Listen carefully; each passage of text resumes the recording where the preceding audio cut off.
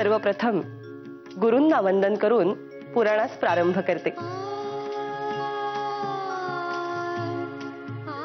गुरुर्ब्रह्मा गुरुर्विष्णू गुरुर्देवो महेश्वरा गुरु साक्षात परब्रह्म तस्मै श्री गुरवे नमः. नमस्तेस्तु व्यास विशाल बुद्धे पुल्लारविंदायत पत्र नेत्र येन त्वया भारत तैल पूर्णः प्रज्वलितो ज्ञानमय प्रदीपः प्रज्वलितो ज्ञानमय प्रदीपः.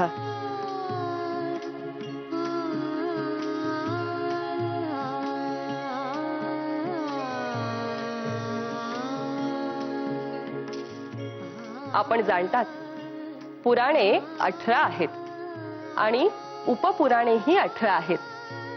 श्रीमद भागवत पुराण तर महापुराण मानले आहे. या 18 पुराणातही विष्णू, नारद, भागवत, गरुड, पद्म आणि वराह ही 6 सात्विक पुराणे मानली आहेत. तर ब्रह्म, ब्रह्मांड, ब्रह्मवैवर्त, मार्कंडेय, भविष्य आणि मन ही 6 राजस पुराणे मानली आहेत. तर मत्स्य, कुर्म, लिंग, वायू, स्कंद आणि अग्नी ही 6 तामस पुराणे मानली आहेत.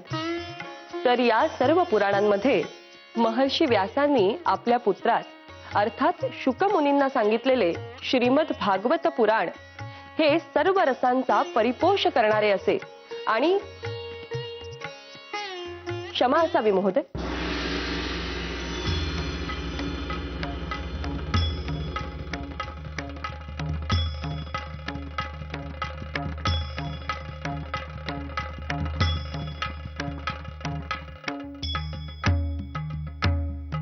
क्षमा असावी महोदय, पण आपणाबरोबर आपल्या कुटुंबातली स्त्रीही आली असेल ना, त्यांसात बोलवावे.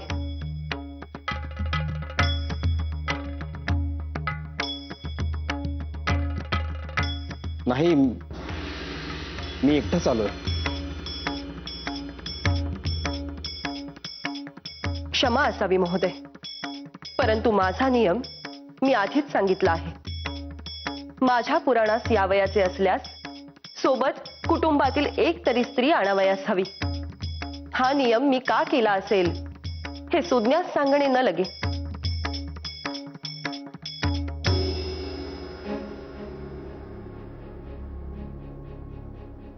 आणि नियम म्हणजे नियम. तेव्हा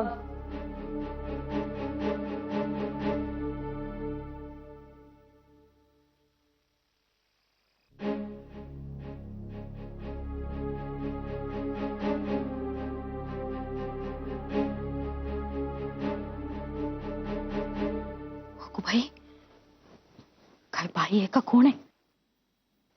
पाठवून दिले त्या.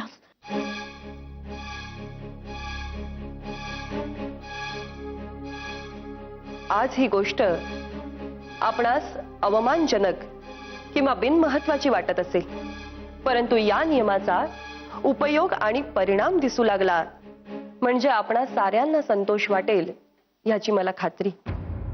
तर पुराणांकडे वळूया. असे हे व्यास मुनींनी, महर्षी व्यास मुनींनी शुक मुनींना सांगितलेले श्रीमद भागवत पुराण हे सर्व रसाचा परिपोष करणारे असे, उत्पत्ती, स्थिती आणि लय याचे सूत्र सांगणारे आणि वेदांताचा अमृतमय सारच आहे. विविध रसाळ कथांद्वारे सारे तत्वज्ञान सांगितलेले असल्यामुळे हे समजून येण्यासाठी विद्वत्तेची नाही तर भक्तियुक्त अंतःकरणाची गरज आहे. म्हटलेच आहे, अत्र सर्गो विसर्गश्च स्थानं पोषणभूतयः मन्वंतरेषु अनुकथा निरोधो मुक्तिराश्रयः असे या महापुराणाविषयी म्हटले आहे. पंचमहाभूते, इंद्रिये आणि अहंकार यांनी लिप्त असलेला हा जीव मन्वंतरांमधून प्रवास करत असताना अखेर सर्व उपाधी निरसून ब्रह्मतत्वात कसा विलीन होतो हे कथारूपाने उलगडणाऱ्या या पुराणाने भक्तियोग प्रधान वेदांताचा पुरस्कार केला आहे. यालाच भागवत धर्म असे म्हणतात. हा भागवत धर्म सर्वांना ग्राह्य असा आणि सर्व मानव मात्रांना पावन करणारा आहे. याचीच पताका अनेक संतांनी खांद्यावर घेतली आणि माणसा माणसातला गरीब श्रीमंत, उच्च नीच, काळा गोरा हा भेद नाहीसा केला. आपल्या सर्वश्रेष्ठ पुराणानेच या भागवत धर्माचा अंगीकार केला आहे हे आपण विसरता कामा नये. भगवंतांनी भगवद्गीतेमध्ये सुद्धा सांगितले आहे, नमे भक्तः प्रणश्यती. म्हणजे काय? भक्ती ही आपल्याला मिळालेलं एक सुरक्षा कवच आहे. भक्तीद्वारा असाध्य असं काय आहे? सगळं काही भक्तीने साध्य होऊ शकतं. ज्ञान मार्ग आणि संन्यास मार्ग याद्वारा जे प्राप्त होतं ते फळ भक्ती मार्गाद्वारा विनायास प्राप्त होतं हे लक्षात घ्यायला हवं. आणि हा भक्ती मार्ग सगळ्यांना खुला आहे. अगदी लहान बालकापासून स्त्रियांपासून ते पतितांपर्यंत प्रत्येकाला या भक्ती मार्गाद्वारा ईश्वरापर्यंत पोहोचता येऊ शकतं.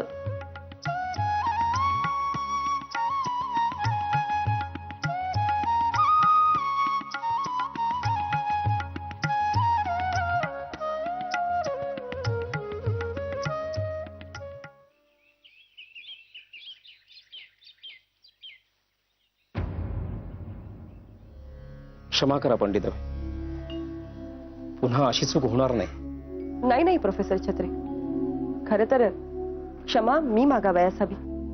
आपल्यासारखा विद्वानाचा मी नाही नाही पंडिताबाई, क्षणभर वाटला होता मला अवमान, परंतु तुम्ही ज्या तत्वासाठी अशा वागलात त्या गोष्टीचा मी आदरच करतो. उलट मी तर म्हणेन, पहिल्याच पुराणाच्या दिवशी हा प्रसंग घडल्यामुळे या नियमाचे गांभीर्य साऱ्यांच्या लक्षात येईल अशी खुणगाटच समस्त पुरुष वर्ग बांधेल. तेव्हा आपल्या मूळ हेतूस हातभारच लागला म्हणावयाचा. न्यायमूर्ती, काल आपल्या पत्नींशी रमाबाईंशी मी आर्य महिला समाजाविषयी बोलले. पुढील टप्प्यात समाजाची स्थापना करावयाची असे आपण म्हणत होतोच. आता हुरूप वाढलाय. मुंबईप्रमाणेच येथील आर्य महिला समाजही स्त्रियांच्याच पुढाकाराने चालेल. स्त्रियाच स्त्रियांच्या उन्नयनासाठी कार्य करतील. अर्थात तुम्हा साऱ्या पुरुषांचे सहकार्य आणि मार्गदर्शन जरूर असेलच. होय, फिमेल ट्रेनिंग कॉलेजच्या एका दिवाणखान्यात केरो नाना छत्रे, वामन आबाजी मोडक, चिंतामणराव भट आणि भिडे यांच्या सहकार्याने नुकतीच एक शनिवारची सभा सुरू झाली आहे. परंतु अद्याप ती तेवढीशी नावारूपास आलेली नाही. तेथेच आपण 1 मे 1882 रोजी पुण्यातील आर्य महिला समाजाची स्थापना करूया.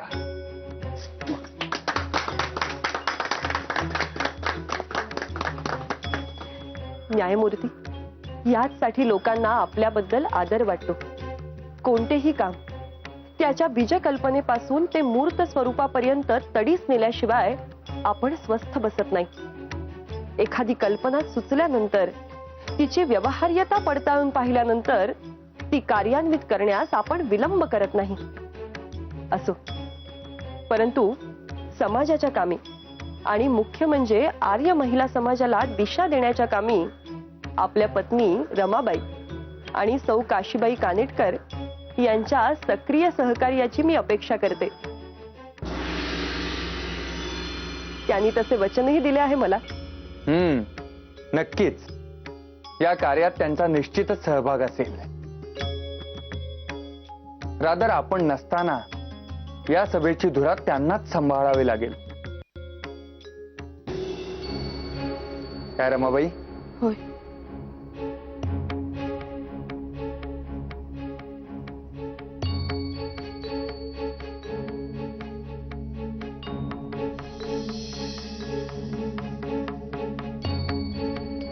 माई, काही खास सांगावयाचं आहे का? हो, ताई रागवल्यात तुझ्यावर. त्या पंडिताने कसलासा महिलांचा समाज काढायचा निर्धार केलाय आणि मदतीला तुला बोलावले आहे म्हणून. काय म्हणायचं या बाईस? मी तर म्हणते रमे, तू जाऊच नकोस त्या सभेस. आणि ती बाई इकडे आली ना की कृपा करून तिला शिवू नकोस. हो, भ्रष्टाचार नुसता. अगो माधवास हे सगळे बोलणे फार सोपे आहे. अगो माधवा काहीही सांगेल तूस. पुरुषांना हे सगळे सांगणे, सगळे बोलणे फार सोपे असते. अगो पण सोहळ्या ओळ्याचे भान आपल्यासच ठेवावे लागते. माधवाने तूच काहीही सांगितले ना तर त्यास नाही म्हणू नकोस, पण ते करू नकोस म्हणजे मिळवू दे. अगो आपणच कंटाळून कंटाळून नाच सोडून देईल तो, बघ तू.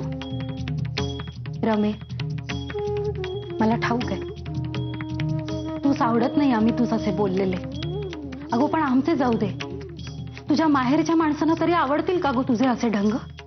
अगो ती माणसे सुद्धा आमच्यासारखी जुन्या चालीची घरंदाज माणसे आहेत, हो का नाही? हो. तुझ्या घरी तर बायकांनी मराठी शिकण्याची सुद्धा बंदी होती. अगो मग इंग्रजीचे काय घेऊन बसलीस?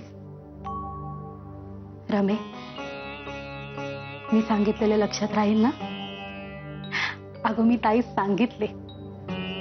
रमेश नीट समजावून सांगितले ना की सगळे समजेल. तीस शहाणी आहे ती.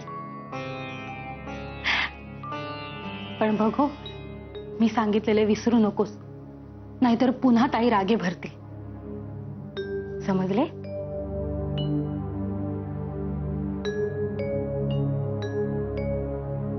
आलेच.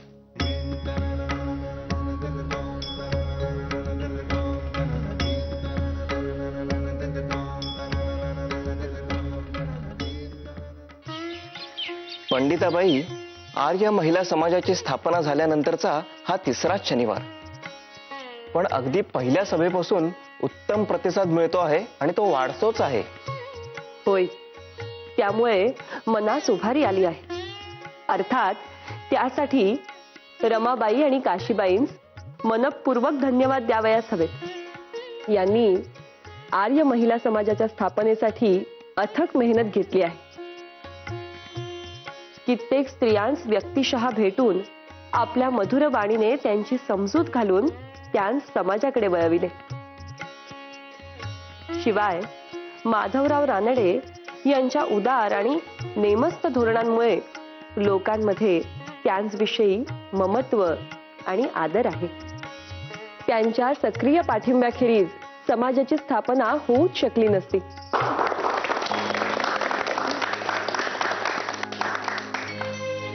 न्यायमूर्तींना आपल्या फिरतीवर रुजू व्हावे लागले, अन्यथा आजच्या सभेची गर्दी पाहून त्यांना मोठाच आनंद झाला असता. अर्थात स्वतः नेहमी म्हणतात त्याप्रमाणे पंडिताबाईंची निरनिराळ्या विषयांवरची व्याख्याने हा साऱ्यांच्याच कुतूहलाचा विषय असल्यामुळे मंडळी मोठ्या प्रमाणावर जमली हे अगदी खरेच आहे. आपली वाणी अस्खलित आणि गोड असून प्रतिपादन शक्ती आणि शैली अतिशय उत्तम आहे. अहो, बोलत असताना श्रोत्यांचे चित्त खेळवून ठेवण्याची तुमची हातोटी विलक्षण आहे.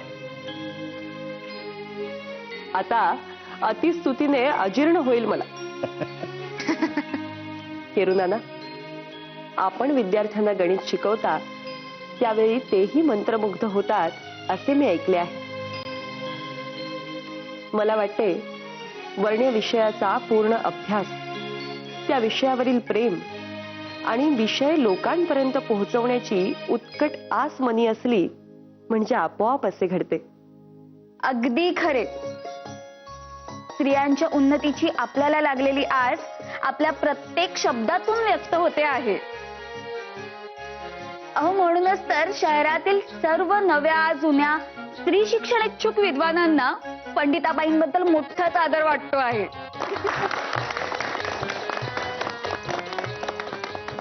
होय, आजही कितीतरी मंडळी आपल्या दंडकानुसार आपल्या बायकांना आणि मुलींना घेऊन आली होती. होय, माझा दंडक घालण्यामागील हेतू साध्य होतो आहे असे म्हणावयास हरकत नाही. परंतु आता हे वळण कायम होईल याकडे कटाक्षाने लक्ष ठेवावयास हवे. माझी व्याख्याने नसली तरी सभेस येणाऱ्या बायकांच्या संख्येत वाढच होईल याकडे आपण मंडळींनी लक्ष केंद्रित करावयास हवे. खरे आहे.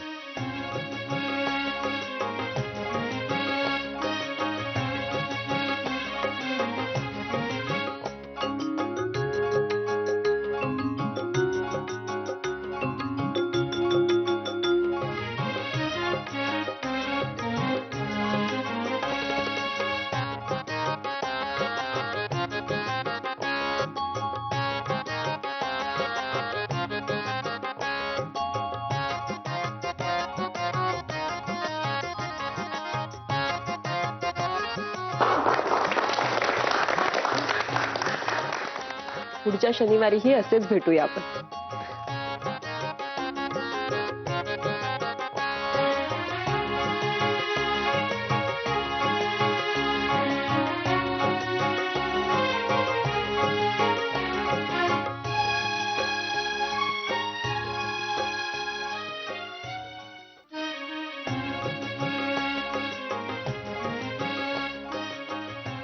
बसा.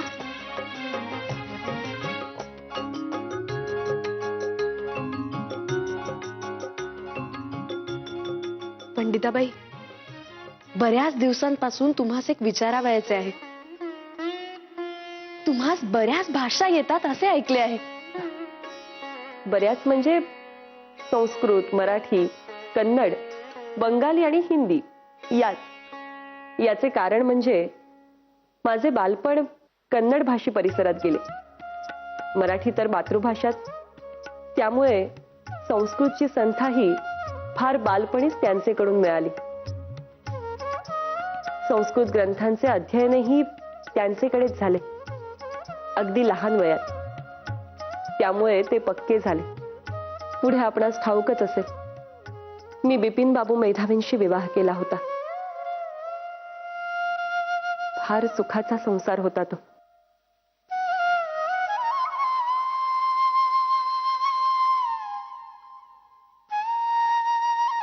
परंतु ते स्वर्गवासी झाले.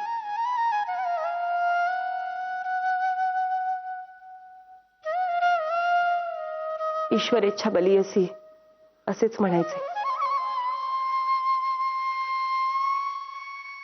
बिपिन बाबूंच्या बरोबर बंगाल प्रांतात असताना हिंदी आणि बंगाली माझ्या आयुष्यात आली. असे सारे आपोआपच घडत गेले. इंग्रजी मात्र राहिली आहे. हार्वर्डचा सेकंड पार्ट करायला घेतला होता, पण मध्ये फार खंड येत राहिला. आता न्यायमूर्ती हो, स्वतःशी झाले आहे ना या बाबतीत बोलणे. हो, आणि आता आर्य महिला समाजाची स्थापनाही झाली आहे. तेव्हा अगदी उद्यापासूनच मिस हर्फर्डची शिकवणी करता येईल तुम्हास माझ्यासोबत. निश्चितपणे. आता अधिक विलंब नको.